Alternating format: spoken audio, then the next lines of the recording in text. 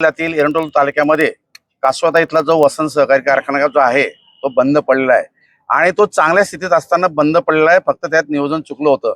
आता त्या स्थानिक नागरिकांची आणि हे नागरिक आणि शेतकरी आहेत किमान 7 तालुक्यांचे संबंधित, तर यांची इच्छा आहे की सरकारने जसं तुमच्या आधीच 33 सहकारी साखर कारखान्यांना 4.5 कोटीची रक्कम दिली कमी म्हणून, तशीच त्या प्रकारे जर समजा तुम्ही या वसाकाला जर समजा रक्कम दिली, हा कारखाना चालू होऊ शकतोय। आणि कारखाना चालू करण्याचा उद्देश म्हणजेच काय, 2, 4, 5, 100 लोकांचं भलं नाही तर आमच्याकडे 45,000 शेतकऱ्यांचं कल्याण आहे। कारण आमच्या शेतकरी आता कापसावर जो अवलंबून आहे आणि त्याला भाव नाही, धान्यावर अवलंबून आहे त्याला भाव नाही, पण किमान जर समजा साखर कारखाना चालू झाला आणि या उसाला जर समजा किंमत मिळाली तर आमचे 4.5 शेतकऱ्यांचं भलं होऊ शकतं। म्हणून आज आम्ही या समितीने आमचे निळकंठ पाटील याचे प्रवर्तक आहेत, त्यांच्या सोबत आहेत आमचे आपला सुरेश पाटील, आमचे गुलाबसिंग पाटील, आम्ही या बाबत किशोर आप्पांना सविस्तरपणे हा विषय समजून दिला आणि आप्पांना तो विषय आवडला आणि अमोल पाटलांना त्यांना पण विषय समजला आणि त्यांनी पण आम्हाला अभिवचन दिलं।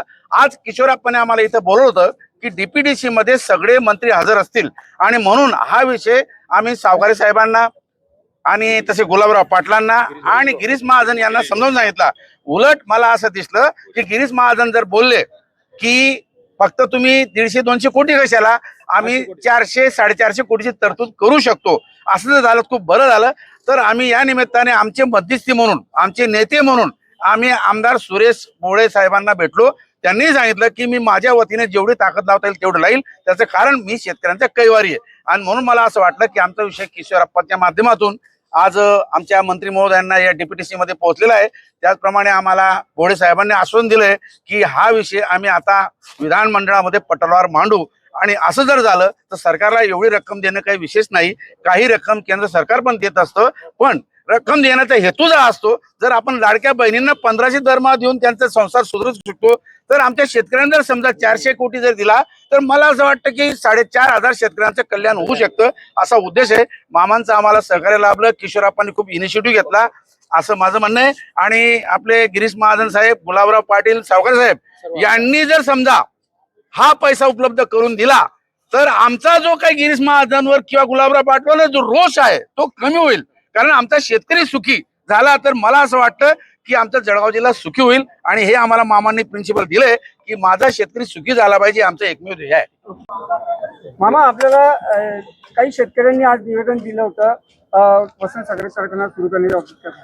खरं वसंत सहकारी कारखाना खूप जुना कारखाना आहे आणि या माध्यमातून सर्व शेतकरी आदरणीय शिवरामदादा असतील, अरुणदादा असतील, सर्वांनीच मला वाटतं सर्व मंत्र्यांना भेटलेले, नामदार गिरीशभाऊ असतील, पालकमंत्री गुलाब पाटील, किशोर आप्पा असतील आणि सर्वांना त्यांनी निवेदन दिले, मलाही निवेदन दिलेले।